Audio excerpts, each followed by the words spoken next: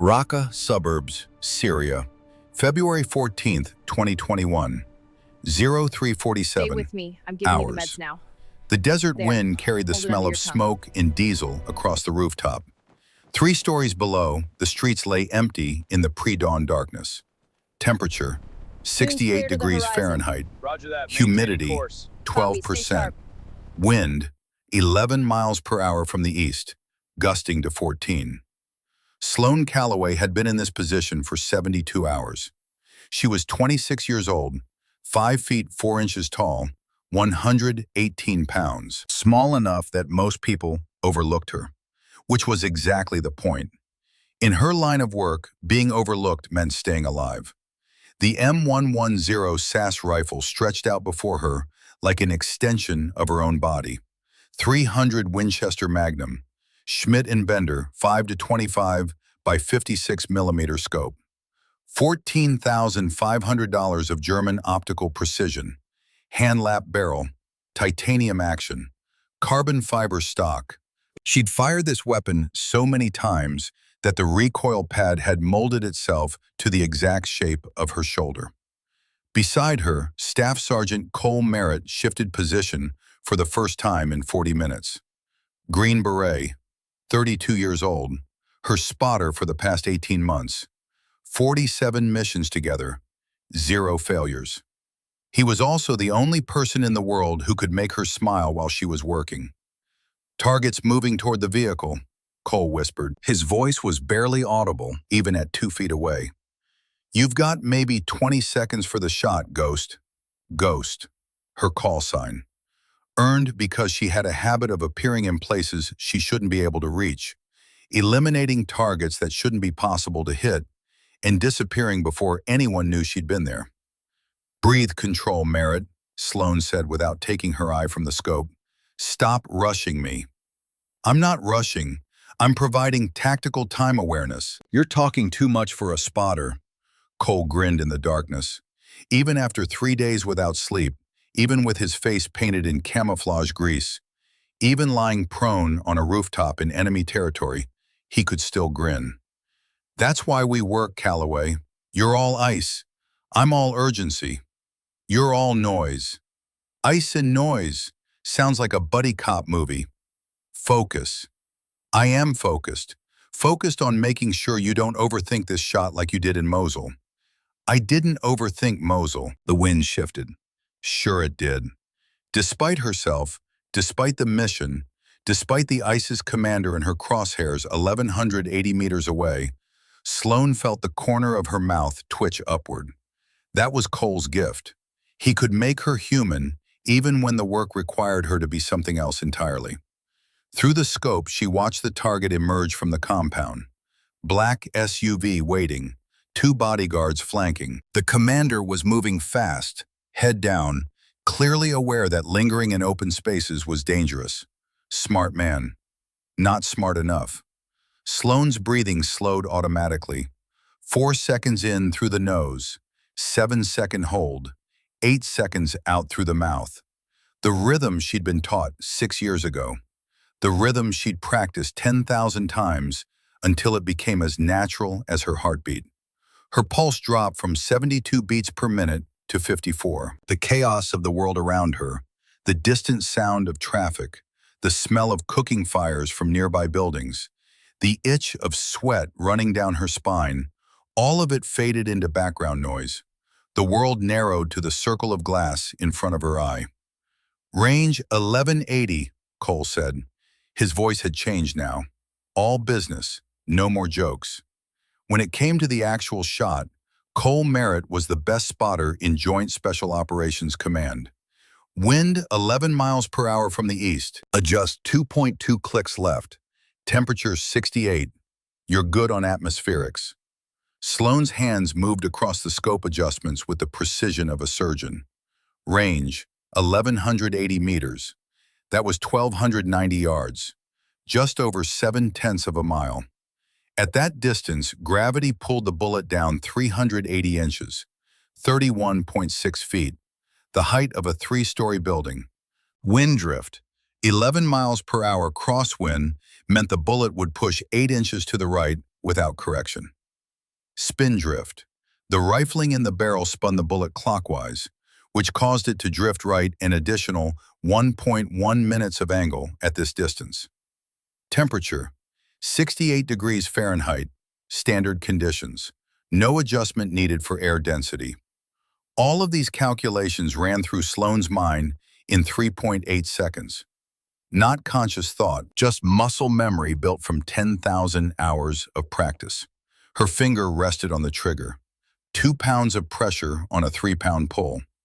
"On your count," she whispered. Cole's eye never left his spotting scope. 3, 2, on. The world exploded. The crack of incoming rifle fire split the night. Not from the compound, from somewhere else. Somewhere they hadn't identified. Sloane's training screamed at her to move, to roll left, to get off the rooftop, to break position and survive. But Cole's training screamed louder. He moved with the speed of a man who'd spent 12 years in combat. 190 pounds of muscle and reflex and sacrifice. He shoved Sloane hard to the left. The bullet that had been traveling toward her skull at 2,800 feet per second hit Cole Merritt in the upper chest instead. The sound he made wasn't a scream, it was a gasp. Sharp, surprised, like someone had punched all the air out of his lungs. "Cole!" Sloane's hands were on him before conscious thought caught up. Pressure on the wound, check for exit, assess damage. Her medical training from 6 years as a Navy corpsman took over. But Cole's hand caught her wrist. His grip was already weak, blood spreading across his tactical vest in a dark stain that looked black in the pre-dawn light. "Mission." His voice came out wet, bubbling. "Complete the mission." No, I'm getting you out of here." "Ghost." He used her call sign. Not Sloane, Ghost. "Complete the mission." His eyes locked on hers.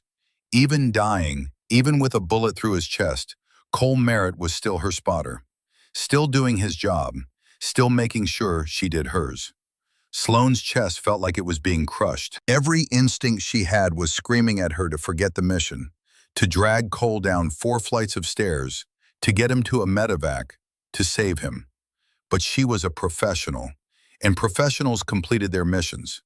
Her hands moved back to the rifle, mechanical, automatic. 13 years of training overriding 13 seconds of panic. Through the scope, the ISIS commander was almost to the vehicle.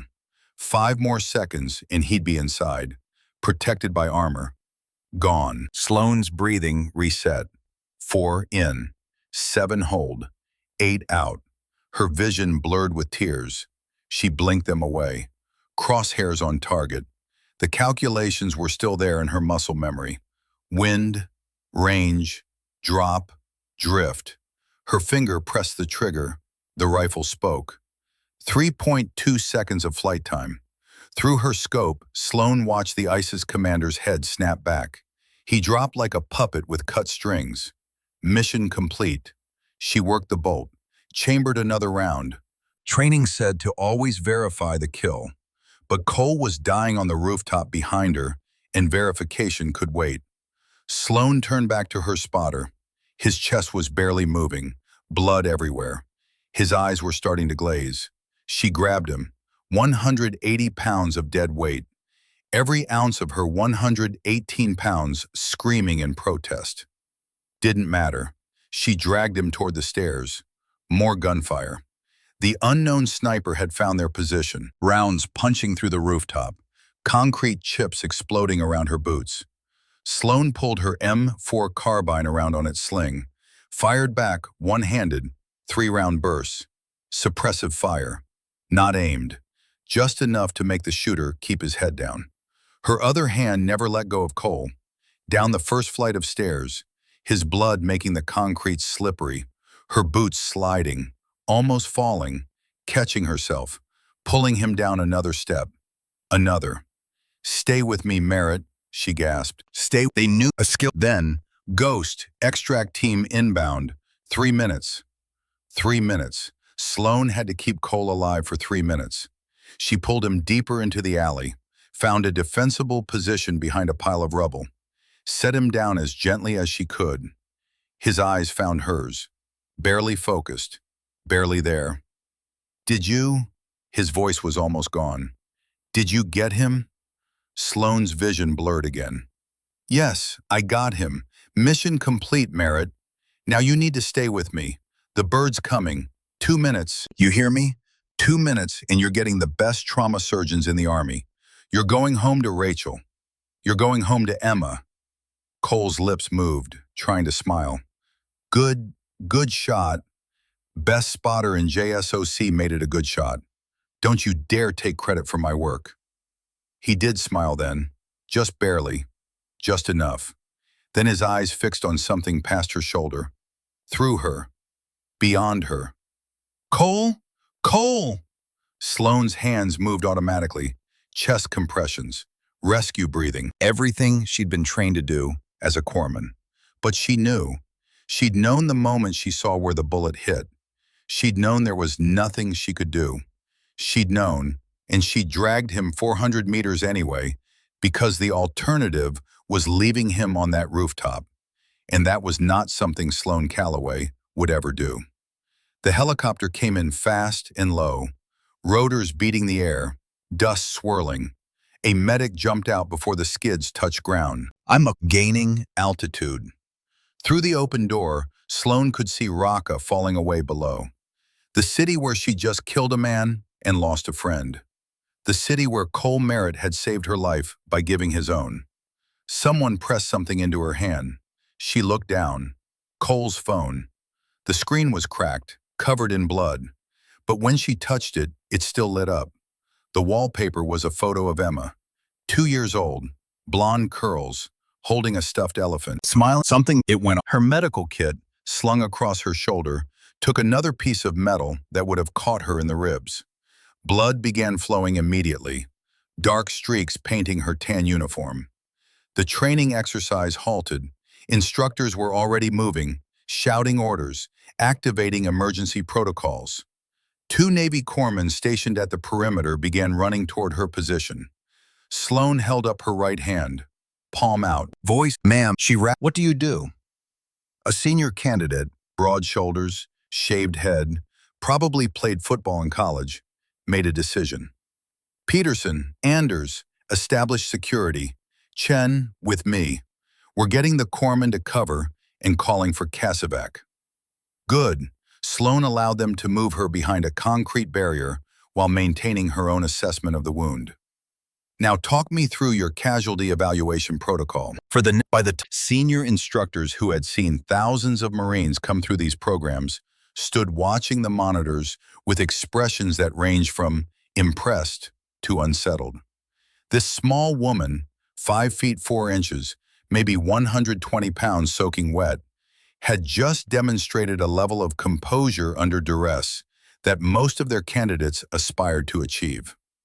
Master Chief Garrett Whitlock leaned forward in his chair, 46 years old, 28 years in the Navy. He'd seen Whitlock, and he currently commendations from Marine commanders that used words like exceptional and irreplaceable and combat proven. Her medical qualifications were impeccable. Her fitness reports were outstanding. But Ashford was a careful man, and Whitlock was right. Something didn't quite add up. He pulled up Sloane's full service record on his computer. Enlisted in the Navy in 2016 at age 21. Corpsman training at Fort Sam Houston, Texas. Advanced field medical training, top of her class. First of the Rec 12, a full armor. She'll be faced that guy. You see much contact? Sloane kept her voice level, professional. She wasn't here to impress them with war stories. She was here to do a job. Enough to know what it looks like when things go sideways. Another Marine, older, with graying temples and the weathered face of someone who'd spent decades in the sun, studied her with narrowed eyes. Master Chief Whitlock, the man who'd been watching her during the training accident 3 weeks ago. Petty Officer Calloway, Whitlock stable under, she'll be Sloane. We just about the 18 hours in Sangin. About the 3 men who'd survived because she refused to give up, even when giving up would have been easier. She'd earned her place here. Tomorrow, she'd start proving it. The next morning demonstrated exactly what she'd meant. The PT session started at 0500 sharp. January in Southern California meant it was still dark. 48 degrees. Marine layer fog rolling in from the ocean. The unit formed up in running formation. By the end of the 2-hour session, she was exhausted. Muscles burning, lungs screaming, but still standing. Several of the Marines were breathing hard themselves. Matthews, who had asked about her fitness level the day before, gave her a respectful nod as they headed to the showers. "Not bad, Doc," he said. "Not done yet," Sloan replied, though privately she was grateful for the hot shower that would ease muscles that were already beginning to cramp. On top of that, she carried her personal weapon, ammunition, water, and communications gear. Her total load was over 70 pounds. On a frame that weighed less than 120, 10 miles into the patrol, as the desert sun reached its peak intensity and the temperature climbed past 100 degrees, Corporal Ethan Sawyer started showing signs of trouble. He was a newer unit member, 26 years old, still adapting to the extreme physical demands. His pace began to slow. His face went from red to pale. His movements became slightly uncoordinated. Sloan noticed before anyone else. She quickened her pace to move up beside him, studying his gait and breathing pattern while maintaining her own position in the patrol formation. "Sawyer," she said quietly, her voice pitched to carry only to him and the Marines immediately around them. "How you feeling?" "Good to go, Doc." The automatic response of someone who'd been trained never to show weakness. That wasn't a judgment. That was a medical assessment question. Answer honestly. Sawyer hesitated, then admitted, "Little dizzy, probably just need to hydrate." Sloan watched his pupils, slightly dilated despite the bright sunlight. She noted the fine tremor in his hands, the way he was overcompensating for balance issues. "Lieutenant Colonel, request halt for medical check."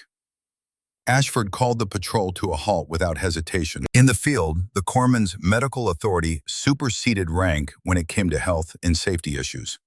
The unit took security positions while Sloan moved Sawyer into the shade cast by a large rock formation.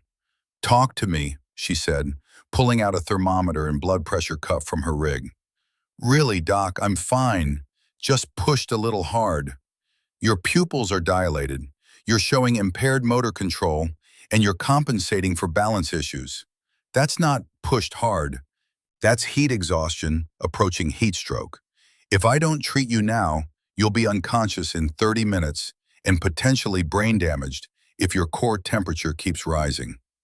She worked efficiently, checking his vital signs, pulling cooling packs from her medical rig.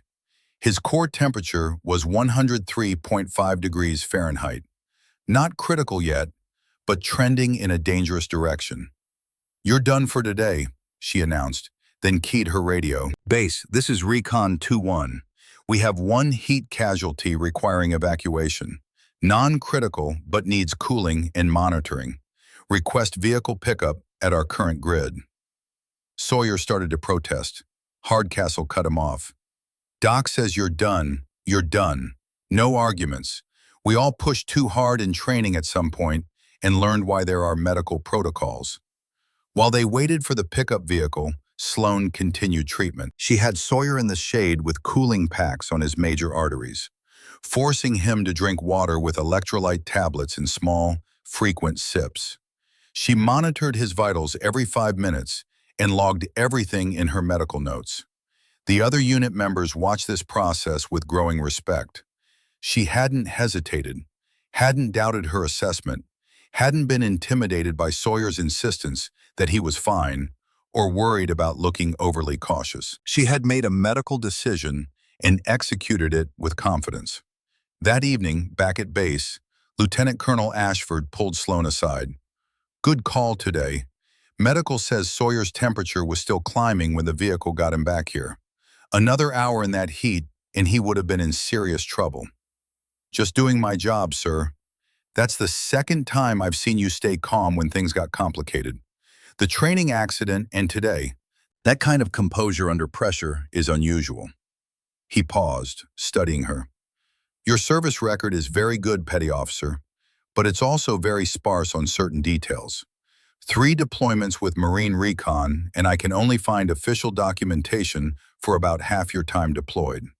Sloane's expression didn't change, but Ashford noticed a subtle shift in her posture, a tightening around her eyes that suggested he had touched on something she preferred not to discuss. Some operations don't generate detailed paperwork, sir. I'm sure you're familiar with that.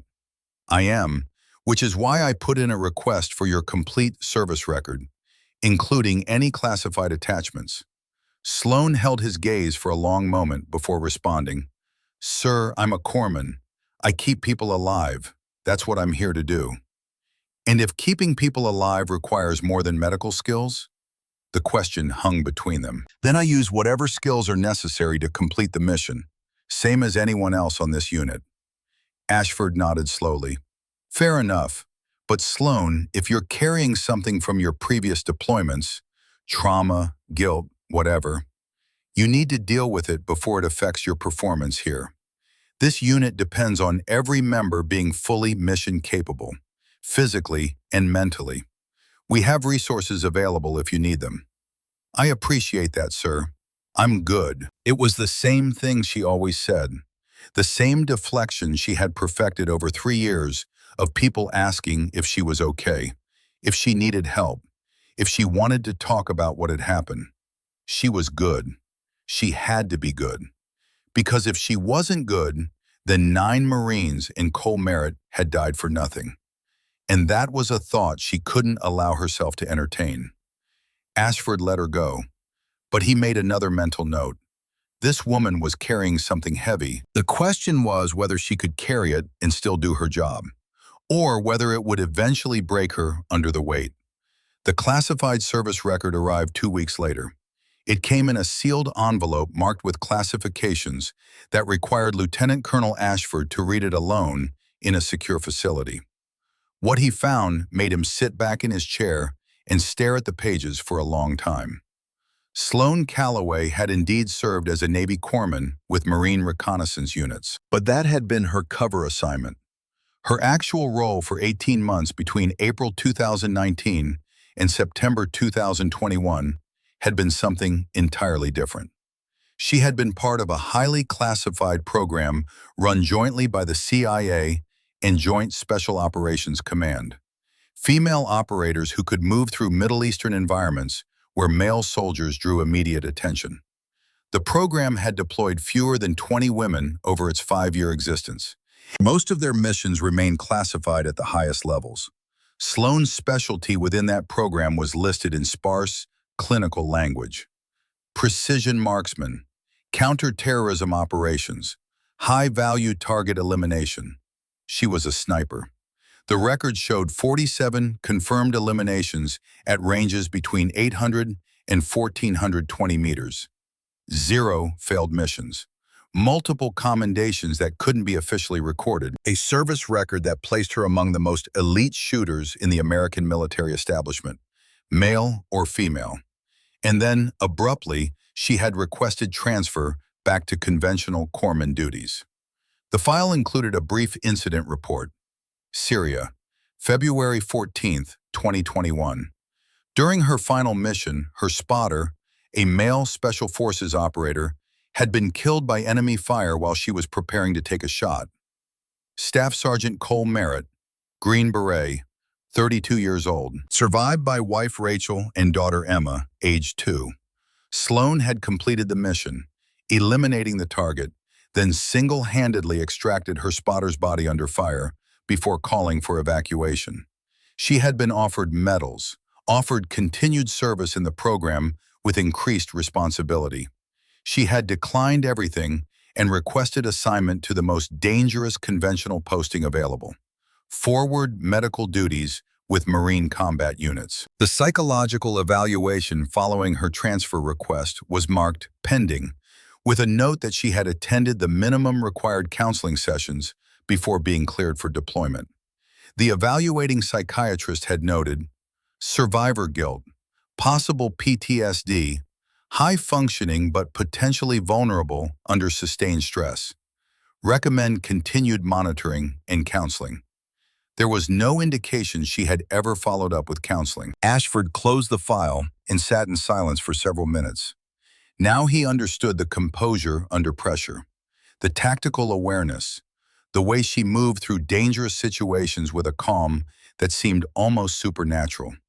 She had been trained at the highest levels of military operational art, had been tested in circumstances that would break most people, and she had survived by learning to compartmentalize, to function despite trauma, to keep moving forward because stopping meant confronting things she wasn't ready to face. She was an asset, an incredibly skilled operator who could provide capabilities most corpsmen couldn't dream of. But she was also a potential liability, because people who ran from their trauma instead of processing it didn't stop running. They just ran faster and harder until something broke. Ashford made a decision.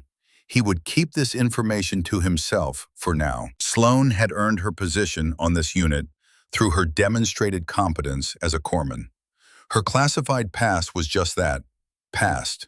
Unless and until circumstances required revealing it, he would let her continue serving in the role she had chosen.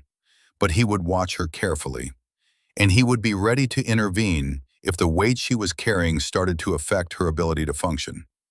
Because in 6 weeks, they were deploying to Afghanistan. And Afghanistan had a way of bringing old ghosts back to haunt you. Kandahar Province, Afghanistan, June 28, 2024. The desert outside Kandahar looked exactly like Sloan remembered. Tan earth stretching to distant mountains, mud brick compounds punctuating the landscape, irrigation ditches creating the only green in an otherwise monochrome world. The heat shimmered off the ground in waves that distorted distance perception. The air tasted of dust and diesel fuel and something else. A particular quality of danger that combat zones carried like a signature scent. Sloan had been back in country for 5 weeks. The Marine Force Reconnaissance Unit had established themselves at a forward operating base that housed a mix of American Special Operations Forces and Afghan National Army units. Their missions followed a predictable pattern: training exercises with Afghan troops during the day, intelligence gathering and target development at night. The pace was demanding but sustainable, the kind of operational tempo that allowed the unit to maintain alertness without burning out. Sloan had settled into her role seamlessly. She conducted daily sick calls for both American and Afghan personnel, maintained the unit's medical supplies, participated in physical training and equipment maintenance routines. She ate with the unit, slept in the same plywood barracks, and slowly became integrated into their collective culture in a way that felt both natural and hard-won. The Marines had stopped viewing her as the female corpsman, started viewing her simply as Doc. It was a small shift in terminology that reflected a larger shift in acceptance. She had proven herself competent, professional, unflappable. When things got complicated, she stayed calm. When people needed medical attention, she provided it efficiently. When the unit needed someone to handle unglamorous support tasks that kept them functional, she did it without complaint. But Master Chief Whitlock continued to watch her with particular attention. He noticed things that others missed: the way her hands would unconsciously drift toward weapons during equipment maintenance, as if checking familiar gear she wasn't supposed to be familiar with. The way her eyes tracked movement across the training range with an assessment that went beyond medical interest. The way she positioned herself during briefings, always with clear sight lines to exits and angles that would provide tactical advantage if something went wrong. She was more than she appeared to be.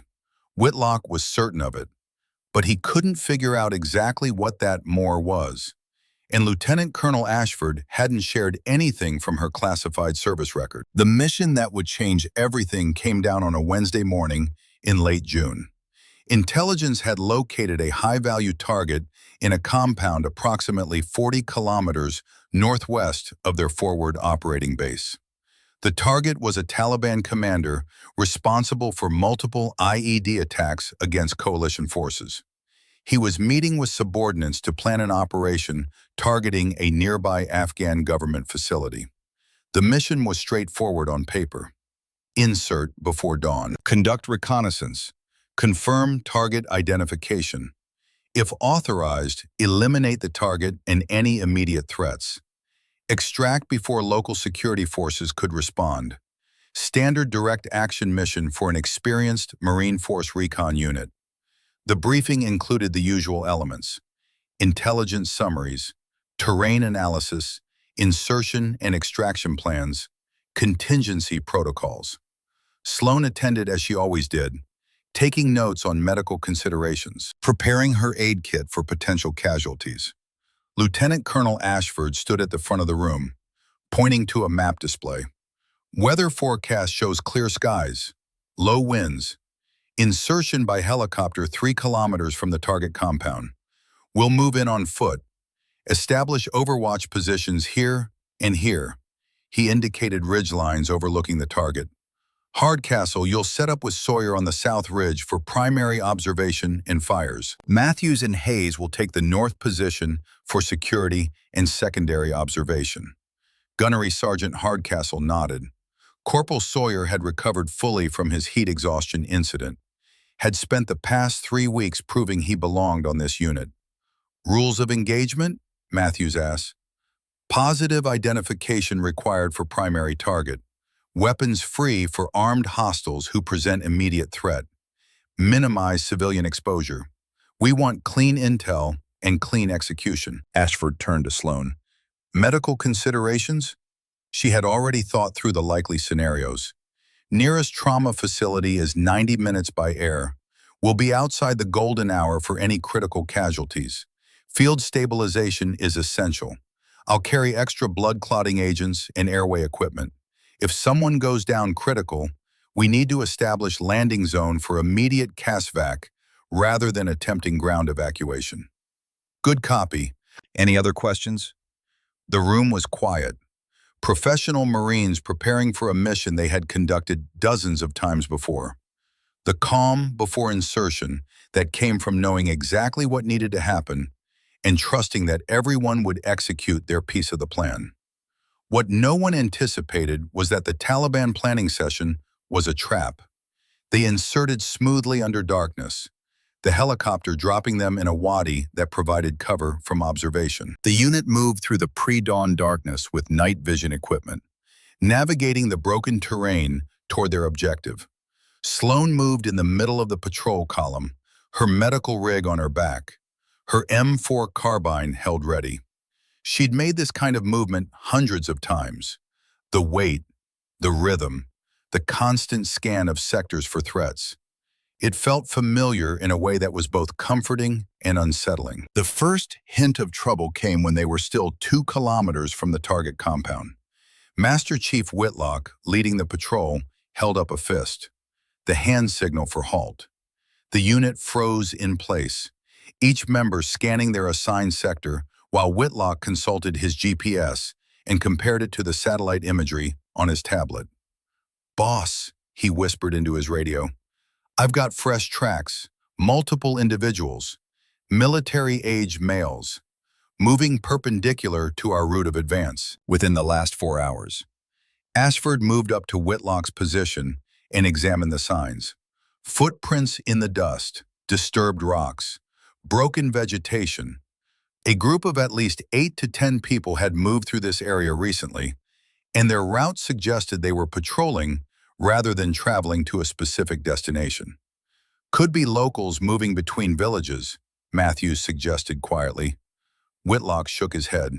At 0300, this is a patrol. Question is whether they're local security or hostile forces.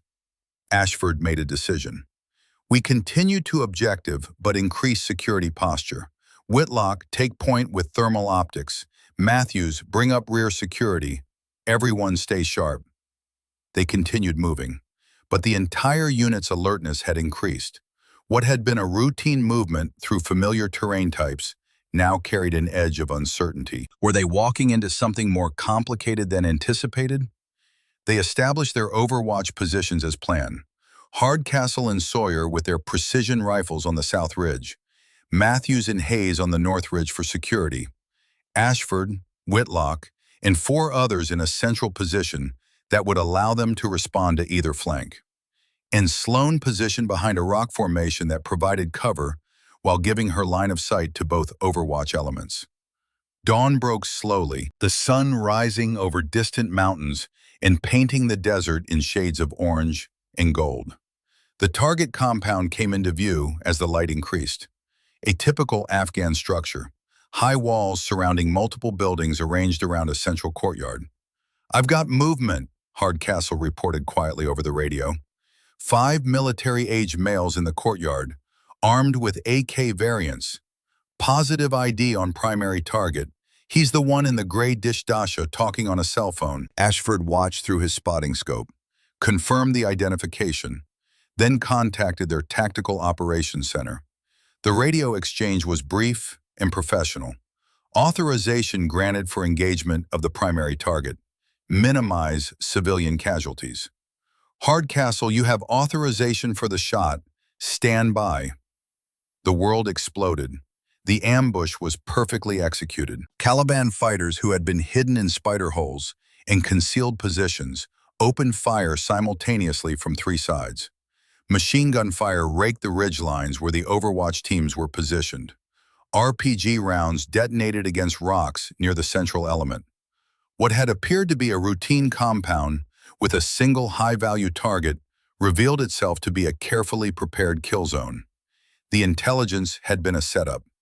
The Taliban commander hadn't been planning an operation. He had been bait, positioned to draw American forces into an ambush against an enemy who knew exactly where they would establish observation positions. "Contact left, contact right, multiple hostiles with crew-served weapons." The radio exploded with urgent transmissions as the unit responded to the coordinated attack. Hardcastle and Sawyer were pinned down on their ridge, unable to move without exposing themselves to machine gun fire from a position they hadn't known existed. Matthews and Hayes were taking accurate fire from another hidden position. The central element was caught in a crossfire that prevented movement in any direction. And then Sawyer screamed, "I'm hit! Right shoulder! Can't move my arm!" Sloan's training took over instantly. She assessed the tactical situation with automatic precision that came from somewhere deeper than her conscious mind. Sawyer was approximately 100 meters from her position, exposed to enemy fire with a potentially life-threatening wound. Standard procedure was to wait for the unit to suppress enemy fire before moving to treat casualties. But standard procedure assumed you had the capability to suppress enemy fire. Right now they were pinned down and outgunned. "Doc, stay in cover," Ashford ordered over the radio. "We need to establish fire superiority before—" Sloan cut across the transmission, her voice absolutely calm despite the chaos erupting around them. "Sawyer, where's the hit? Are you still in the fight?" "Right shoulder, through and through. I can't work the rifle," which meant their primary precision shooter was combat ineffective. Their ability to engage targets at range had just been eliminated at the moment they needed it most. Sloan made a calculation based on factors she shouldn't have been capable of calculating. Enemy gun position relative to Sawyer's location, angles of fire, dead space created by terrain features, estimated range to hostile forces, wind speed and direction.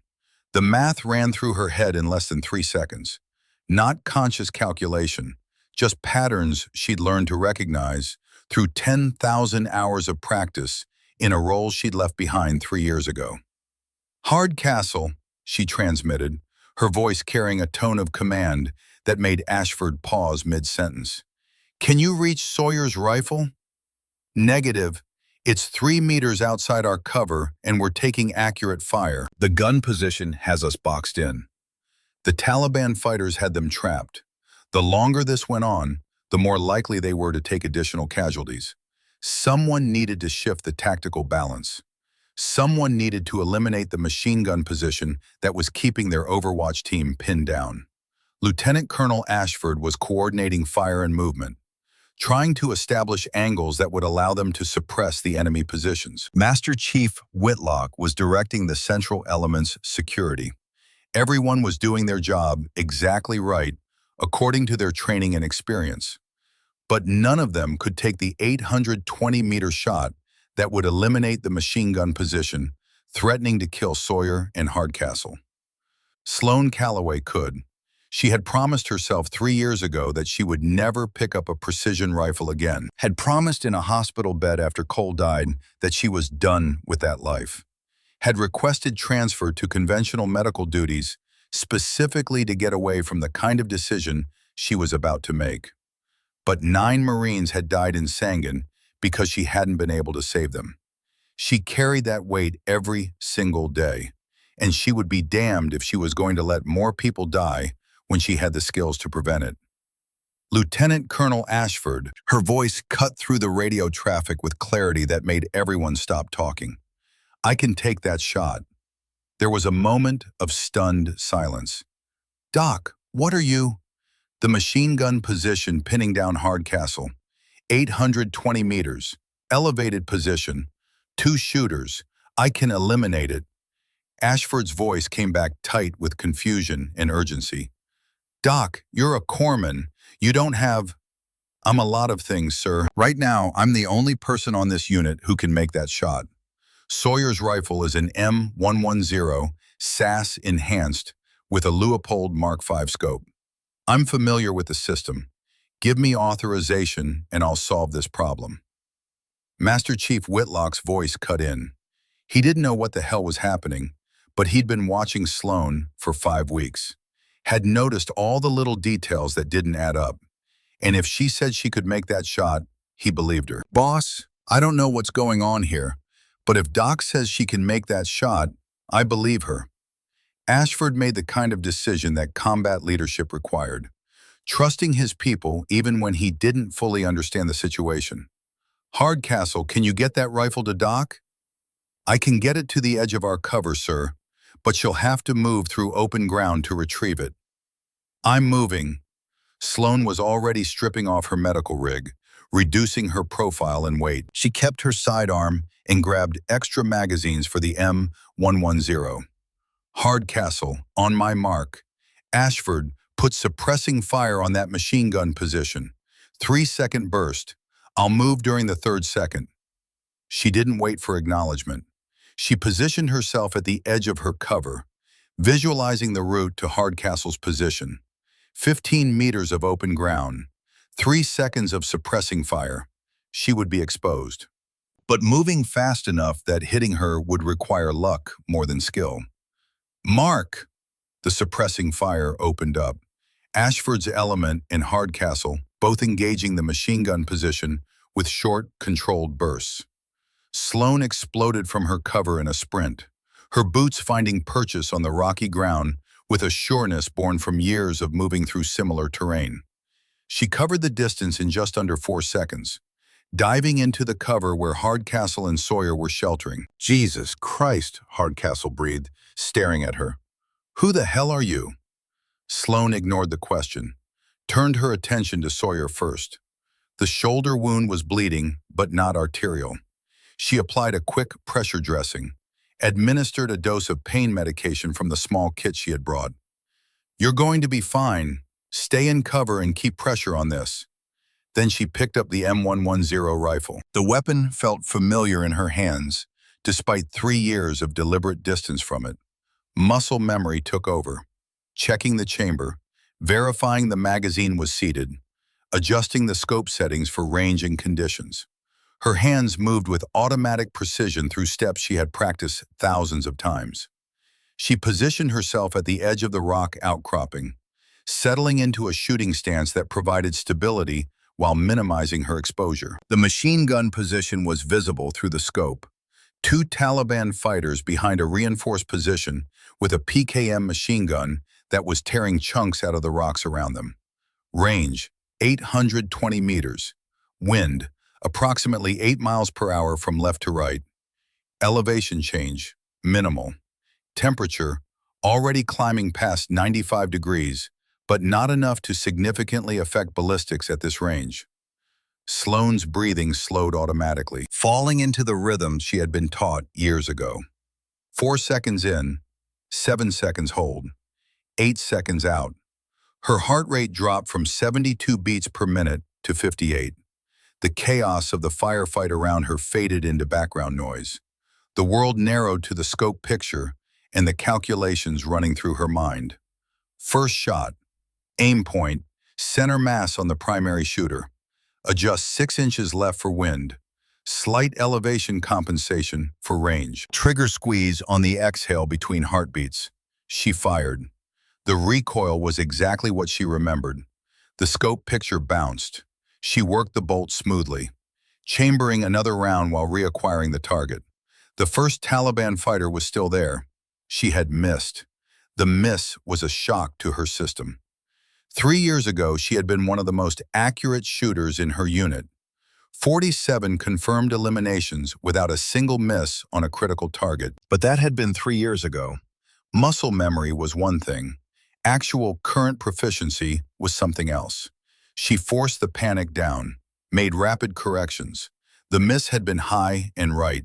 She had overcompensated for wind and underestimated bullet drop at this range with current atmospheric conditions. Adjust lower, less wind compensation. Trust the training that 10,000 hours had burned into her nervous system. Second shot. The Taliban fighter went down. The machine gun fell silent. "Holy shit," Hardcastle whispered. "Doc just made an 800-meter cold-bore shot under fire." But there was no time to process what had just happened. The ambush was still ongoing. The Taliban fighters were repositioning, bringing more weapons to bear. The unit was still in danger. "Ashford, primary machine gun eliminated, but we've got problems. I count at least 40 hostiles, and they're maneuvering to flank our position." "Copy that, Doc. And we're going to have a serious conversation about your skill set when we get back. But right now, I need you to keep doing what you're doing. Can you provide precision overwatch for the unit?" Could she? 3 years ago, absolutely. Now with 1 miss and 1 hit, having proven to herself that she had lost some edge during her time away from this role.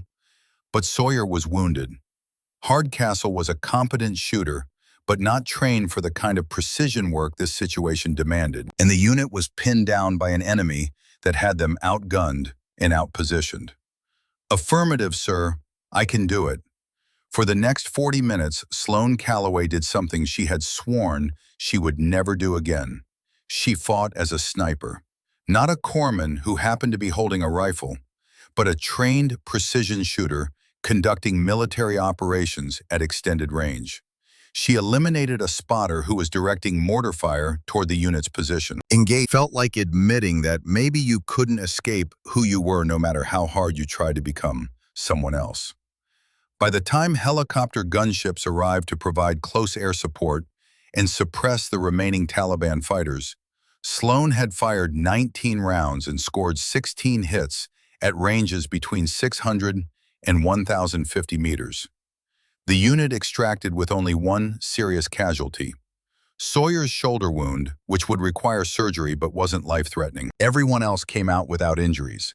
They flew back to base in stunned silence. Every member of the unit was processing what had just happened. Their corpsman, the quiet professional medical technician who had been with them for 2 months, had just performed as an elite precision shooter under combat conditions that would challenge the most experienced snipers. When they landed and began offloading equipment, Hardcastle approached Sloane with a mixture of awe and confusion on his face. "Doc, what the hell just happened out there?" Sloane was securing the M110 rifle, her movements mechanical and precise. "I did what needed to be done to bring everyone home alive." That's not an answer. That was some seriously high-level shooting. Where did you learn? "Gunny, with all due respect, I need to check on Sawyer and make sure he gets proper surgical treatment. We can talk about this later." She walked away before he could press further. But she knew the conversation was only postponed. You didn't demonstrate that level of capability and then disappear back into anonymity. The unit had questions. Lieutenant Colonel Ashford definitely had questions, and she was going to have to provide answers. What Sloan didn't know was that the ambush had been recorded. A Marine combat camera operator embedded with a nearby unit had been filming training footage when the firefight erupted. His camera had captured everything. Sloan sprinting through open ground under fire. The precision shots, the transitions between medical care and combat. The footage was classified immediately, too sensitive for public release, but it circulated through the special operations community like wildfire. Within 48 hours, Sloan received a message through official channels, a request from the CIA's Special Activities Center. They wanted her back, not as a corpsman, as a precision shooter. With her medical skills as a secondary capability, the offer was staggering. Rank advancement, significant pay increase, assignment to the most elite counterterrorism unit in American intelligence. The kind of position that most operators spent their entire careers hoping to achieve. Sloan stared at the message for a long time. 3 years ago, she would have deleted it immediately, would have seen it as exactly what she was running from. But now she understood that you didn't run from who you were. You integrated it. You accepted the complexity. She typed a single-line response. "Thank you for the offer. I respectfully decline. My place is here." She hit send and closed the laptop. Some doors, once closed, needed to stay closed. Not because she couldn't do the work, but because she'd found something more important. Something that honored Cole and the 9 Marines from Sangan better than any individual mission ever could. Teaching others. Building capabilities that would outlast her. Master Chief Whitlock found her 30 minutes later in the medical facility, finishing paperwork on Sawyer's treatment. The wounded Marine was already in surgery, his shoulder being repaired by the base surgeon. The prognosis was good. Full recovery expected within 6 months. "Doc, CO wants to see you in the operations center." Sloan nodded, knowing exactly what was coming. The classified file that Ashford had requested months ago was about to become very relevant to this conversation. Lieutenant Colonel Ashford's office in the operations center was a plywood box with a desk, 2 chairs, and a wall covered in maps and intelligence reports. He was standing when Sloan entered, his expression carefully neutral. "Sit down, Petty Officer Calloway." She sat, her posture military perfect despite the exhaustion creeping through her system. Combat always left her drained, but it was a different kind of tired than the everyday fatigue of training. This was the tiredness that came from making life-and-death decisions under pressure. "So," Ashford began, leaning against his desk with his arms crossed. "I've had your classified service record for about 6 weeks. I've been keeping it to myself because I figured what you did before joining this unit was your business, unless it affected your current duties." He paused, letting that hang in the air. "Today, what you did before became very relevant to your current duties. So I think it's time we had an honest conversation about exactly who Sloan Calloway is and what capabilities you bring to this unit." "Sir, I'm a corpsman. I keep people alive. That's my primary function." Sloan, Ashford's use of her first name, stopped her mid-sentence. "You just made 16 hits out of 19 shots at extended range under combat stress. You demonstrated tactical awareness and shooting skills that put you in the top percentile of American military snipers." He pulled out her file and opened it to a specific page. "CIA and Joint Special Operations Command. Female Operator Program. 47 confirmed eliminations over 18 months. 0 failed missions. Precision Marksman Specialist. High-value target elimination in Syria, Iraq, Afghanistan." Ashford closed the file and looked at her directly. "Why did you leave that program?" Sloan was quiet for a long moment. The question wasn't unexpected, but it still hit hard because answering it meant confronting things she had spent 3 years trying to avoid. My spotter, Staff Sergeant Cole Merritt, was killed during my last mission in Syria, she said finally, her voice carefully controlled. He pushed me out of the line of fire and took the round that would have hit me. Her hands rested on her knees, still, controlled. I completed the mission, eliminated the target, extracted his body under fire.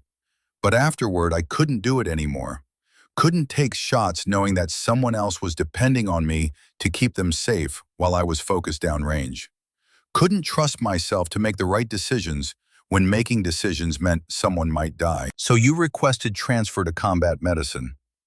I requested transfer to something where my job was saving people instead of killing them, where success meant everyone came home instead of me coming home and someone else didn't. Ashford processed this information, understanding the psychology even if he didn't entirely agree with the logic. And today, when you picked up that rifle, what were you thinking? Sloan met his eyes directly. I was thinking that Sawyer was wounded, Hardcastle was pinned down. This unit was about to take casualties because we didn't have the capability to engage threats at precision range. I had skills that could solve that problem. And letting people die because I was afraid to use those skills would make me responsible for their deaths. Even though using those skills meant becoming the person you were trying not to be anymore. Yes, sir, even though. Ashford stood and walked to the map wall, studying the terrain around their current position. When he spoke again, his voice carried a tone of command decision rather than conversation. Sloan, I'm not going to order you to operate as a sniper. That's not your assigned role, and I respect your decision to leave that life behind. But what happened today demonstrated something important. This unit is more effective when we can leverage all available capabilities. Sometimes that means you're our corpsman. Sometimes it might mean you're our precision shooter. Most of the time it means you're both. He turned to face her. I'm not asking you to choose between being a medic and being a warrior. I'm suggesting that maybe you don't have to choose. Maybe the best way to honor Cole's memory isn't to stop doing what you were trained to do. Maybe it's to use all your skills, medical and tactical, to make sure more people come home alive. Sloan sat with that for a moment. The idea of integration rather than separation, of accepting that she could be both things, healer and warrior, without betraying either role. It was a perspective she hadn't considered before, because the pain of Cole's death had made her see those roles as mutually exclusive. Sir, I'm not sure I can trust myself in that role anymore. Today I missed my first shot. 3 years ago, I never would have missed. 3 years ago, you were actively training in that skill set. Today you made one adjustment and hit your second shot, under combat stress, while treating a wounded Marine. That's not failure, Sloan. That's adaptation. Ashford pulled out a form and signed it, then handed it to her. This is authorization for you to be issued precision rifle equipment and ammunition. You'll maintain your primary duties as unit corpsman, but you'll also be qualified for precision overwatch when tactical situations require it. You don't have to decide right now whether you're comfortable with this, but I need you to have the option available, so that if circumstances like today happen again, you're not improvising with borrowed equipment. Sloan took the form, staring at it like it was something dangerous. This was the crossroads. She could refuse this assignment, insist on remaining purely in a medical role, maintain the separation she had tried to build between who she had been and who she was trying to become. Or she could accept that maybe separation was impossible, that maybe the skills she carried were part of who she was, and denying them meant denying a piece of herself that could save lives. I'll do it, she said quietly, but sir, I need you to understand something. I left that program because I couldn't handle the weight of taking lives anymore. If I'm going to do this, it has to be in service of saving lives. Medical first, precision shooting only when it's the only way to protect the unit. Agreed. Your primary function remains combat medicine. Precision shooting as a secondary capability will leverage only when necessary. Ashford extended his hand. And Sloan, for what it's worth, what you did today probably saved multiple lives, including your own. Since that machine gun would have eventually found all of our positions, you made a hard choice and executed it professionally. That's all anyone can ask. She shook his hand, though the weight settling onto her shoulders felt heavier than the physical gear she carried. She had just agreed to step back into a role she had sworn to leave behind. But maybe Ashford was right. Maybe there was a way to integrate these pieces of herself instead of choosing between them.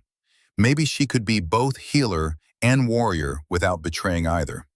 She left the operations center and walked through the base toward her barracks, her mind churning through the implications of what had just happened. Word had already spread through the special operations community on base. The Marines were talking about their corpsman who had turned out to be an elite shooter. People were looking at her differently now, with a mixture of respect and curiosity that made her uncomfortable. She found a quiet spot away from the main flow of personnel, pulled out a photo she always carried, 9 names engraved on a memorial plaque at Arlington National Cemetery. The Marines from Sangin who she hadn't been able to save. She stared at those names for a long time, then whispered, "I'm sorry. I tried to leave it behind, tried to become someone different. But maybe Ashford's right. Maybe this is how I honor you, by being both, by saving lives with medicine and protecting lives with precision, by accepting that the same hands can heal and fight, and that's not contradiction. That's completion." She put the photo away and stood. Tomorrow would bring new challenges. The unit would have questions. She would have to figure out how to operate in this dual role, how to be both corpsman and sniper without losing herself in either identity. But tonight, for the first time in 3 years, Sloan Calloway felt something that wasn't quite peace, but maybe the beginning of acceptance. She had stopped running from who she was, and that was a start. Helmand Province, Afghanistan, July 12, 2024. The call came at 04:30 on a Thursday morning, 2 weeks after the ambush that had revealed Sloan's hidden capabilities to her unit. 2 weeks of questions she'd deflected, and conversations she'd avoided, and training sessions where the other Marines watched her with a new awareness that made her skin itch. But right now, none of that mattered. IED strike on Marine convoy, 15 kilometers north of our position. Multiple casualties, local medical facilities overwhelmed. All available medical personnel report to the vehicle bay for immediate response. Sloan was moving before the announcement finished, pulling on her gear with the automatic efficiency of someone who'd done this hundreds of times. Her expanded medical kit, the one configured for mass casualty incidents, capacity for 12 patients simultaneously. The vehicle bay was controlled chaos, Marines loading equipment, engines starting, radio checks. Lieutenant Colonel Ashford was already there, coordinating the response. "Doc, you're with me in the lead vehicle. We've got fragmentary reports of 10 to 15 wounded. IED hit the center vehicle of a 3-truck convoy. 2 confirmed KIA on site. The rest are scattered across 50 meters of highway." Sloan climbed into the vehicle, her mind already running through triage protocols. Equipment checks, the brutal mathematics of mass casualty medicine. You couldn't save everyone.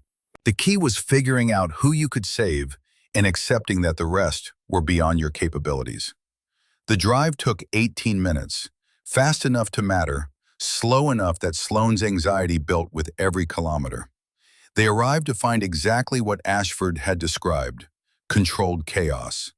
The IED had struck the center MRAP in a 3-vehicle convoy. The blast had been massive, enough to flip the 20-ton vehicle onto its side.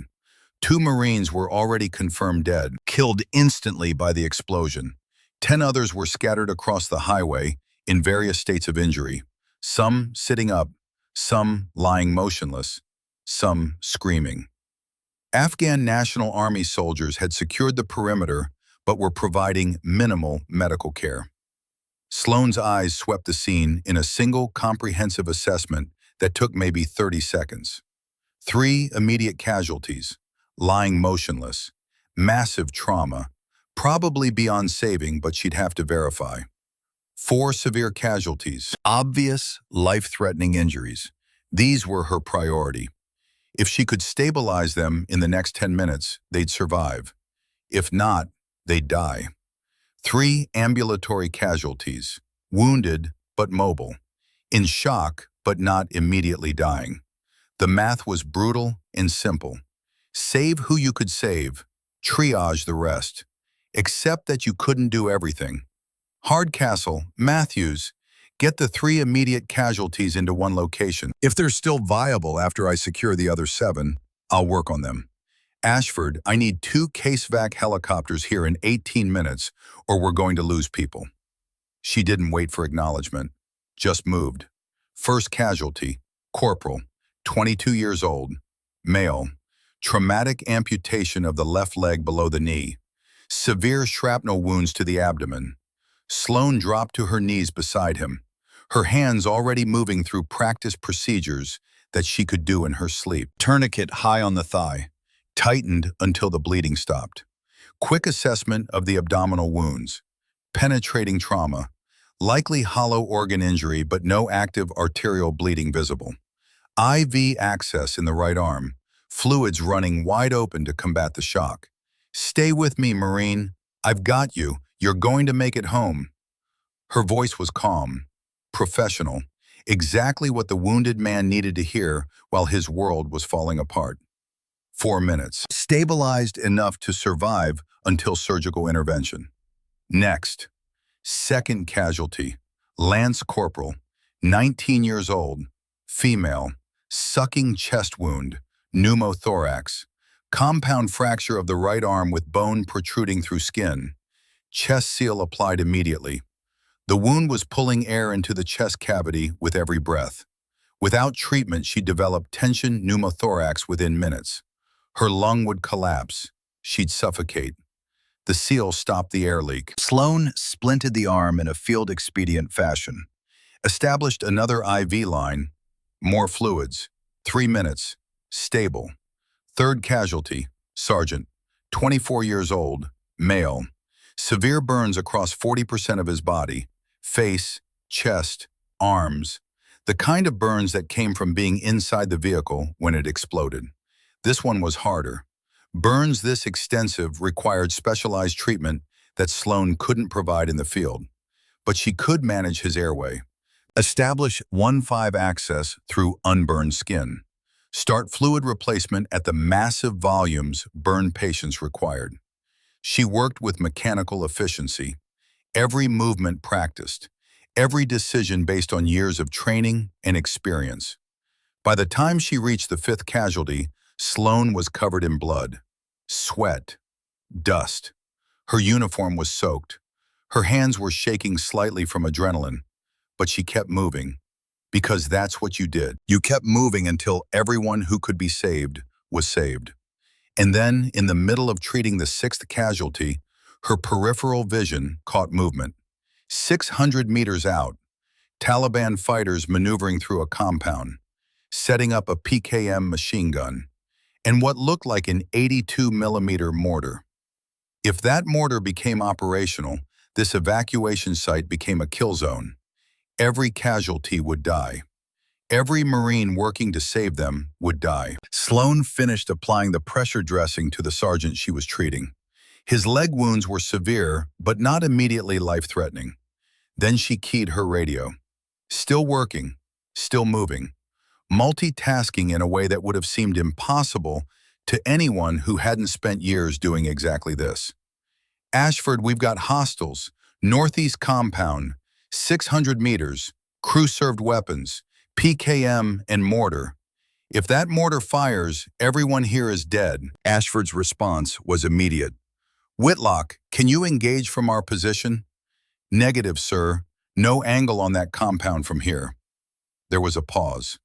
Ashford already knew what he was going to ask, already knew the answer. Doc, can you take that shot? Sloan looked at the casualties around her.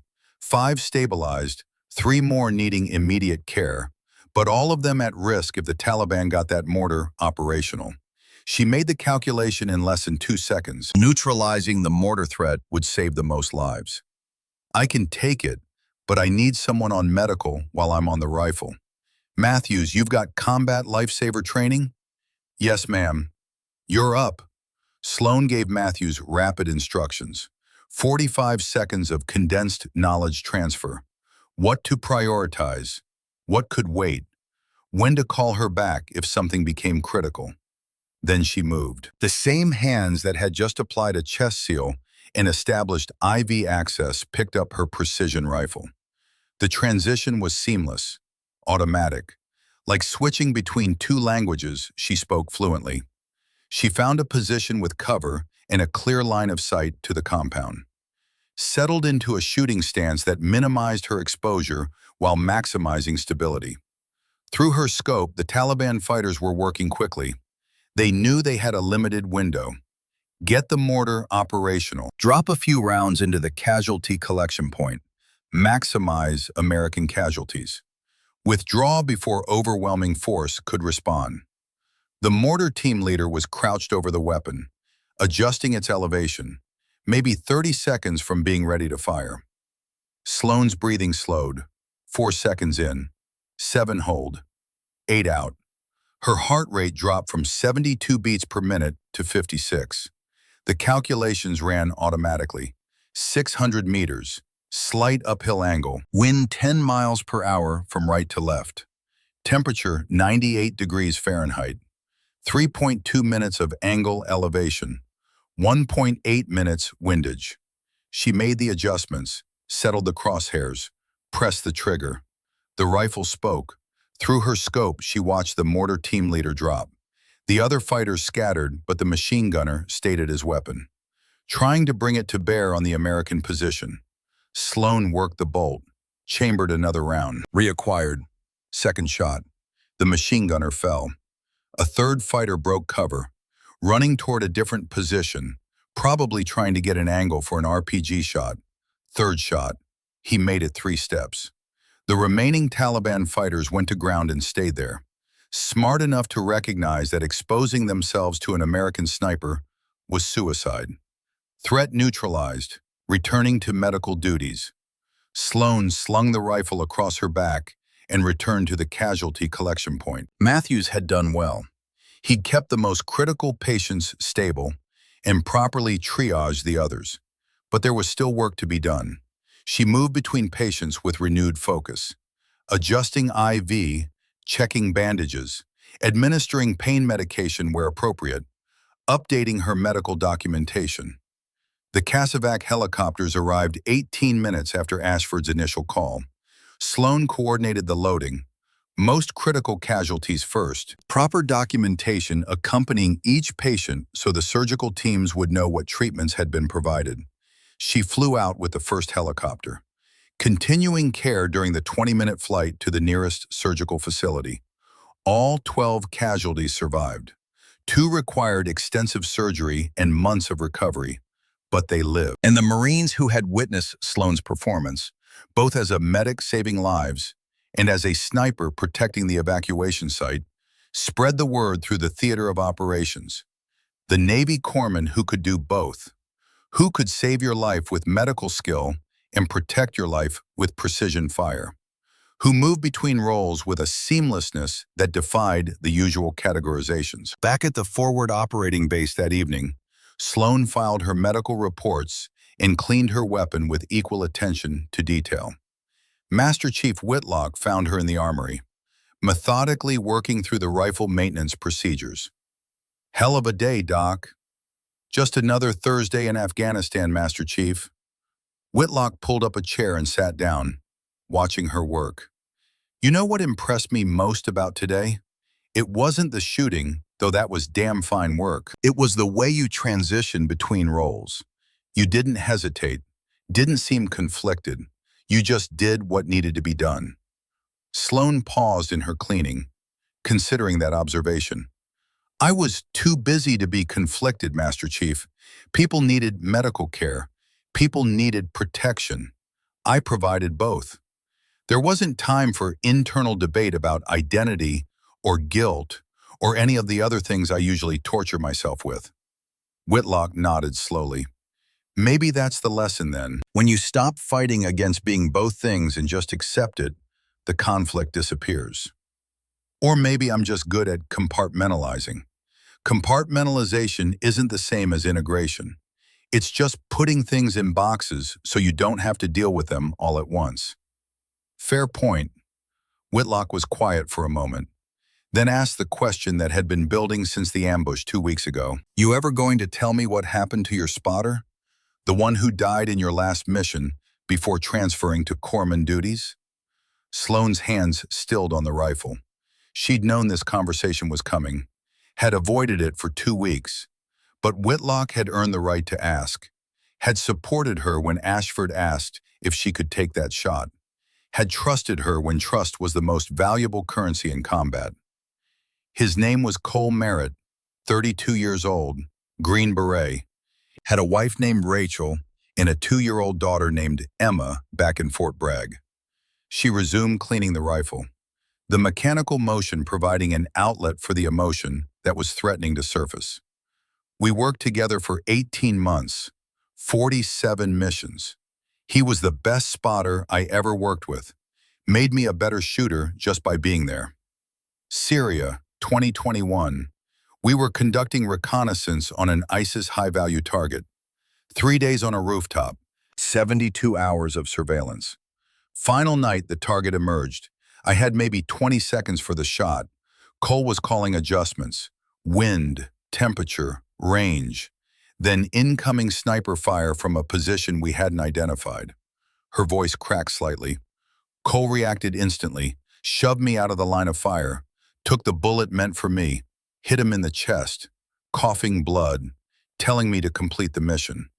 So I did. Through tears, I reacquired the target, made the shot. HVT eliminated. Then I grabbed Cole, 180 pounds of dead weight, dragged him down 4 flights of stairs, 400 meters through urban combat to the extraction point, returning fire one-handed the entire way. He died at the extract point, looking up at me, asking if I got the target. I said yes, and then he was gone. I screamed for a medic, but I was the medic, and I couldn't save him. The silence stretched between them. Whitlock finally spoke. That's why you became a full-time corpsman, why you requested the most dangerous combat posting available. If I saved enough lives, maybe it would balance Cole, balance the 9 Marines from Sangin, make my survival mean something instead of just being random luck. It doesn't balance, does it? Sloane looked up at him. You don't get to offset kills with saves like some kind of cosmic accounting system. You just carry both. The lives you took and the lives you saved. Eventually, you either make peace with carrying that weight or it breaks you. Which one are you doing, Doc? Sloane was quiet for a long moment, still figuring that out. The deployment continued for another 6 weeks. Sloane operated in her dual role with increasing comfort, serving primarily as the unit corpsman, but providing precision fire support when tactical situations required it. She saved 4 lives during a complex ambush, treating casualties while other Marines provided security. She eliminated 3 enemy combatants who were positioning to attack a vulnerable convoy. She taught combat life-saving techniques to Afghan soldiers who had minimal medical training. The integration that Lieutenant Colonel Ashford had suggested was happening, not because Sloane had resolved her internal conflicts, but because operational necessity demanded it. She was too valuable in both roles to limit herself to just one. But the weight continued to accumulate. Every life saved added to her sense of purpose. Every shot taken added to her sense of burden. And underneath it all, the 9 Marines from Sangin and Cole Merritt remained her constant companions. The reminder of when her best efforts hadn't been enough. They rotated back to California at the end of August. The unit went through standard post-deployment procedures, equipment turn-in, medical checks, psychological screenings, administrative processing. Sloane passed everything with the same calm competence she brought to her operational duties. But Master Chief Whitlock knew better. He had watched her throughout the deployment, seen the way she drove herself harder than anyone else. Notice the careful control she maintained over her emotions. She was functioning at a high level, but it was the kind of high-level functioning that came from discipline rather than wellness. 3 days after they returned, Whitlock cornered Lieutenant Colonel Ashford in his office. "Sir, we need to talk about Doc." Ashford looked up from the paperwork he was reviewing. "I'm listening." "She's exceptional at what she does. Saved multiple lives during this deployment, both medical and tactical. But she's running on fumes. She's compartmentalized her trauma so thoroughly that I'm not sure she even knows how damaged she is underneath all that professional competence." "What are you suggesting?" "Mandate counseling, not as punishment, as a condition of continued service in this dual role. If she's going to operate as both corpsman and precision shooter, she needs to be psychologically sound in both capacities." "She passed the psych screening." "Sir, with all due respect, those screenings are designed to catch people who are actively falling apart. Doc isn't falling apart. She's held together by sheer force of will, but that's not the same as being healthy." Ashford considered this, then nodded. "Set up the counseling, 2 sessions per week for 6 weeks, then reassess. And Master Chief, make sure she understands this isn't about doubting her capability. It's about ensuring her long-term sustainability." The next morning, Whitlock found Sloane during her usual early workout. She was running on the base track, maintaining a pace that would exhaust most people, but was apparently her version of meditation. He waited until she finished her cooldown before approaching. "Doc, got a minute?" They walked to a quiet area near the training facilities. "Commander Ashford and I have been discussing your performance during the deployment. You did outstanding work, saved lives, neutralized threats, demonstrated exceptional capability in both your primary and secondary roles." Sloane heard the but coming. "But we're concerned about your long-term sustainability, the pace you're operating at, the weight you're carrying, the way you compartmentalize instead of processing. It's not sustainable. So we're making counseling mandatory. 2 sessions per week for 6 weeks with a psychologist who specializes in military trauma." Sloane's jaw tightened. "I'm functional, Master Chief. I'm doing my job. I don't need... This isn't negotiable. It's a condition of continued service in your dual role." Whitlock's voice was firm, but not unkind. "Doc, you're one of the most capable people I've ever worked with. But capability isn't the same as wellness, and we need you to be both." Sloane wanted to argue, wanted to insist that she was fine, that counseling was unnecessary, that she could continue functioning at this level indefinitely. But a quiet voice inside acknowledged that maybe Whitlock was right, that maybe she had been running for so long that she had forgotten what it felt like to be still, to be whole rather than just functional. "Okay, I'll do the counseling, but Master Chief, talking about trauma doesn't make it disappear." "No, but it might make it bearable. And bearable is better than the alternative." 6 months of counseling sessions followed, 2 per week, 90 minutes each, with a psychologist who specialized in combat trauma and moral injury. The first month was resistance, surface answers, the practice deflections Sloane had perfected over 3 years. The second month brought small cracks, admissions of survivor guilt, questions about why she had lived when Cole hadn't. The third month went deeper, processing the 9 Marines from Sangin, the brutal reality that she had done everything possible and it still hadn't been enough. And learning that maybe that was okay, that doing everything possible was all anyone could ask. The fourth month explored integration concepts, the idea that she didn't have to choose between healer and warrior, that maybe she could be both without betraying either role. The fifth month brought acceptance, understanding that Cole's death wasn't her fault, that using the skills he had died protecting didn't dishonor his memory, it honored him. The sixth month found something that wasn't quite peace, but was close enough to matter. Walking with the weight instead of running from it. In March of 2025, Sloan stood at a podium in the San Diego Convention Center, looking out at an audience of more than 200 people, military medical personnel, combat arms instructors, special operations planners, senior leadership from across the Defense Department. She had been invited to present at the Military Medicine and Tactics Integration Conference, a gathering focused on breaking down traditional barriers between different military specialties. Her topic, dual-role operations, medical and precision fire capabilities in the same operator. It had taken her months to agree to this presentation. Months of counseling sessions where she slowly, painfully worked through the guilt and grief. Months of learning that integration wasn't about resolving all conflict, but about accepting that she could hold seemingly contradictory truths simultaneously.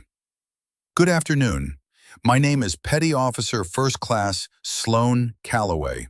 I serve as a corpsman with Marine Force Reconnaissance, and I'm here today to talk about something that makes a lot of people uncomfortable: the integration of medical and combat roles in the same individual.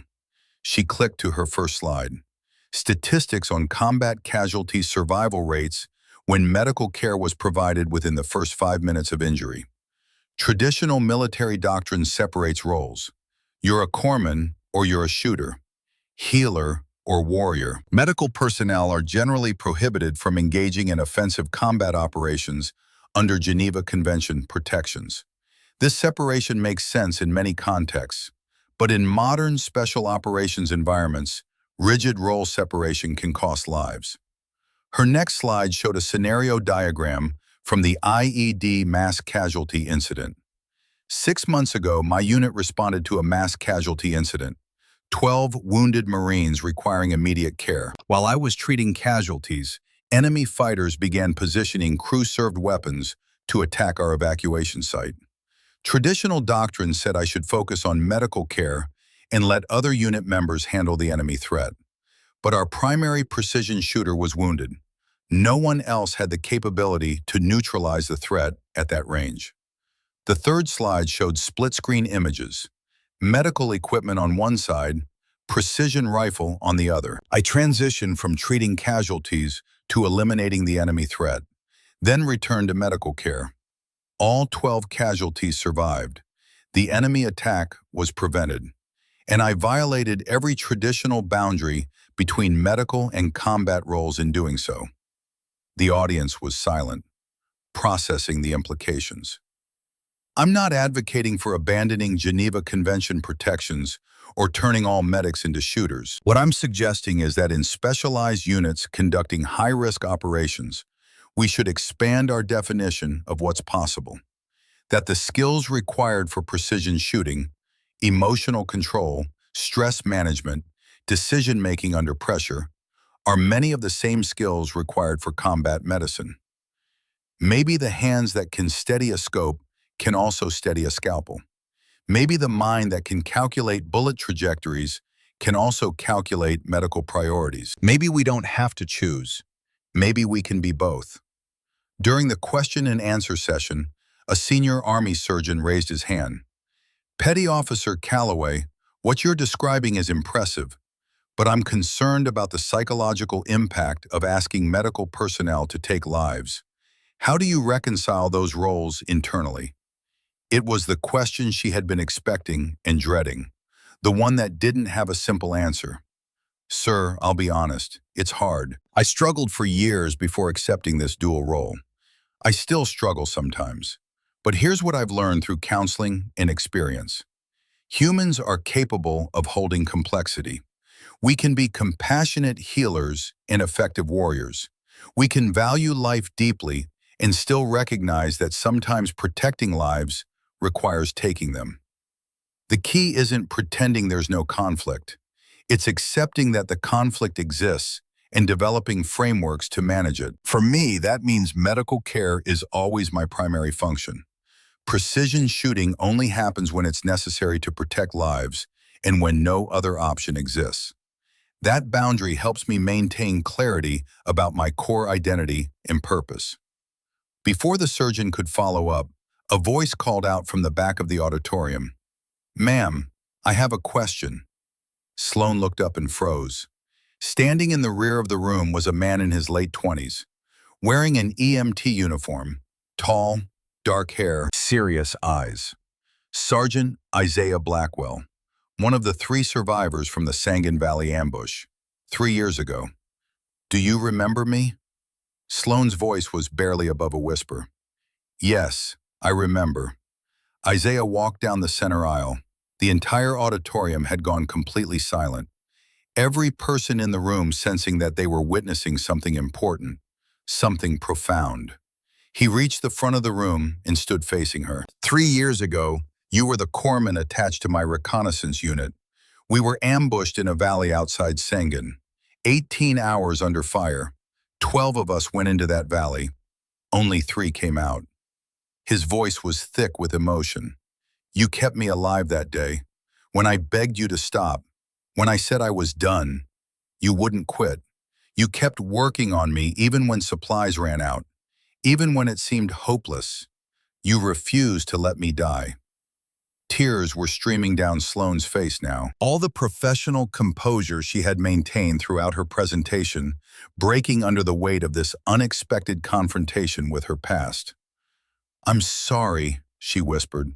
I'm so sorry I couldn't save the others. I should have done more. I should have... Stop. Isaiah's voice was gentle but firm. You saved my life. You saved Lieutenant Morrison's life. You did everything humanly possible under impossible circumstances. The 9 we lost, they died because of enemy action, not because you failed.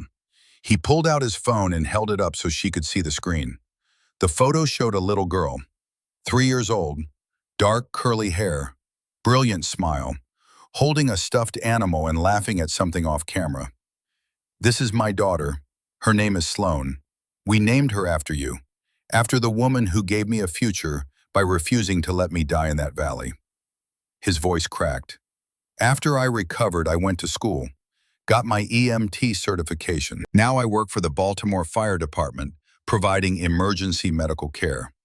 Because of you, I'm here. I have a daughter. I save lives. That ripple you created, it keeps spreading forward. He stepped closer and lowered his voice so only Sloane could hear. The 9 we lost would be proud of what you've built. This isn't just about that one day anymore. It's about every day since, every person you've helped, every life you've touched. That's the legacy they left through you. Sloane couldn't speak, could barely breathe. 3 years of guilt and grief and self-punishment were crashing against this unexpected absolution from someone who had been there, who had survived because of her efforts, who had built a life from the second chance she had given him. They embraced. The applause that filled the auditorium wasn't the polite, professional acknowledgement that usually followed conference presentations. It was recognition of something deeper, the acknowledgement of sacrifice in service, and the healing that could come from confronting past trauma instead of running from it. 1 year later, in the spring of 2026, Sloane stood at the Marine Corps Base Quantico training facility, watching 15 Navy corpsmen and Army medics participate in the first iteration of the dual-role medical operations course. The program she had proposed at that conference, now approved, funded, and implemented, with Sloane as the lead instructor. The students had been selected from medical personnel who had expressed interest in expanding their capabilities and who had passed rigorous psychological screening. They came from various units and backgrounds, but they all shared a common trait. They wanted to be more effective in austere combat environments where traditional role separation could cost lives. All right, everyone. Today we're conducting a practical exercise that will test your ability to transition between medical care and precision shooting under stress. You'll respond to a simulated casualty scenario. While you're treating the casualties, hostiles will appear in designated positions. You'll need to assess whether the threat requires precision engagement, transition to shooting if necessary, eliminate the threat, and return to medical care, all within a time window that reflects actual combat conditions. She looked around at the faces watching her, some nervous, some confident, all serious about the training they were receiving. Before we begin, I want to make something clear. The skills you're learning here are exceptional. Very few medical personnel will ever need them. But in those rare situations where they are needed, they can mean the difference between everyone coming home and losing people because you didn't have the right capabilities at the right moment. She paused. I'm not going to lie to you. This dual role is hard. It challenges everything you've been taught about medical ethics and the separation of healing from harm. You will struggle with it internally. You will have moments where you question whether you can be both things. And that's okay. That struggle means you're thinking carefully about weighty questions. The only thing I ask is that you don't let the struggle paralyze you when lives are on the line. A young Army sergeant raised her hand. Ma'am, how do you decide in the moment?